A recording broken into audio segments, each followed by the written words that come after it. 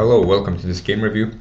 In this game, Black got quite a winning position quite early on, since White gave up his pawn for nothing, but later Black made a horrible blunder after even thinking for quite a while, which is quite important. This means that it's not about how long we think, but about how we think. So something went wrong in the thought process, and this is something for White to figure out. So let's take a look. It started as a Scandinavian, but White pushed e5, and now we got some kind of advanced French, I guess, but the bishop will be able to come out. Here White went to exchange the light square bishop, but that's just a bad idea, because Black will have pawns on light squares, White will have pawns on dark squares, so the light squared bishops are gonna be in White's favor, usually, if they were still on the board. But here Black just has a very good French. Here c4 was played, and this is a mistake. In general, we don't want to get rid of this tension for no reason. Here Black is basically winning a pawn, since after this we can take e5. So Black should have taken here, and in general Black should take on d4 whenever White cannot take back with a pawn to solidify the e5 pawn.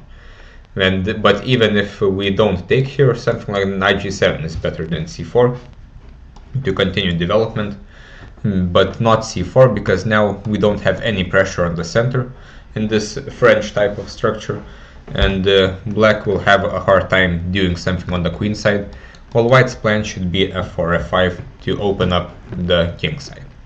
But White plays a bit strangely, a4. There's kind of no reason to play a4 here, unless to stop b5. White should just develop his pieces, maybe even play h4 or something to attack on the king side.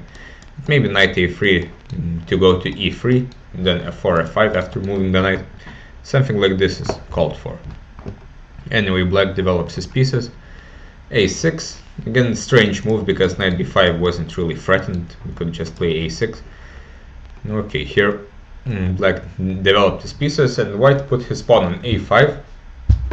But this pawn here is simply just a weakness, and Black just went and took it. So this is quite simple. Black went back, offered the queen exchange, White went back, and now Black is simply a pawn up for nothing. White wasted a lot of time on the queen side, so he still hasn't made any progress with the f4, f5 plan, which would be typical in this French structure.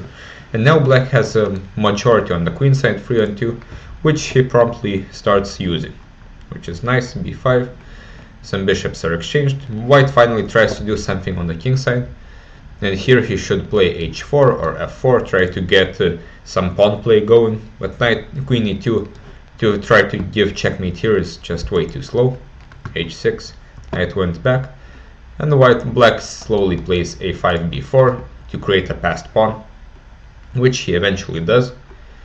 He plays b3, probably c3 is a bit more straightforward, simply threatening c2 to create a very strong passed pawn on the c-file, and Black is basically winning. White still hasn't made anything on the king side, and Black can bring his rooks, and he can create a queen slowly. But b3 is fine. Now queen goes to b6, the rook invades, and White is again trying to do something on the king side, but these two pieces should not give checkmate, probably. Queen b4 was played, bishop, rook g3. Now Black found this nice tactic of rook takes b2, White can't take because of checkmate. And here we have to understand Black is completely winning, because he has two connected passed pawns, and Black's only way to lose here is to get checkmated, which we have to understand. So we can even waste a move here, for example with king h7, to not allow queen h6 or queen f6, where he could give checkmate, or at least threaten it. After this simple prophylactic move king h7, White has no chance. For example, after this we just defend here. He can keep attacking us, but we can even ignore this, as this is just a pawn. For example here, just b2, b1 next, and g7 is protected, so White has no firepower. Of course there is some threat still. Here we cannot promote, for example, we can just defend like this, for example. There are other moves as well. But okay, queen d2 is fine, but queen f6 is now played. And now to win the game, black really has to find some good moves. One good move is queen g5, but this is not really obvious. We're giving up the queen. And for example here, after rook c2, black is apparently almost winning, because these two pawns and a rook are better than a queen here. But this is not necessary. The other move was g6, simply not allowing checkmate. And here, this sacrifice doesn't lead to anything because h6 is defended, so there will be no perpetual here anymore. But black played g5, which is completely losing because it simply disregards the h6 pawn. And now after this, sadly, black failed to not get checkmated, and the game is soon over. And black can't really do anything here. His king is completely open.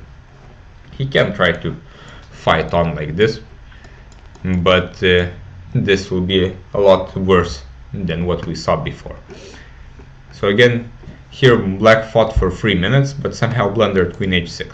Here we have to figure out what are our candidate moves, so it's either g5 or g6, or I guess queen g5. There's no other way not to get checkmated in one move. So when we check all of these moves, we figure out that g6 has to be the best, as there's no real perpetual for white or any attack to speak of.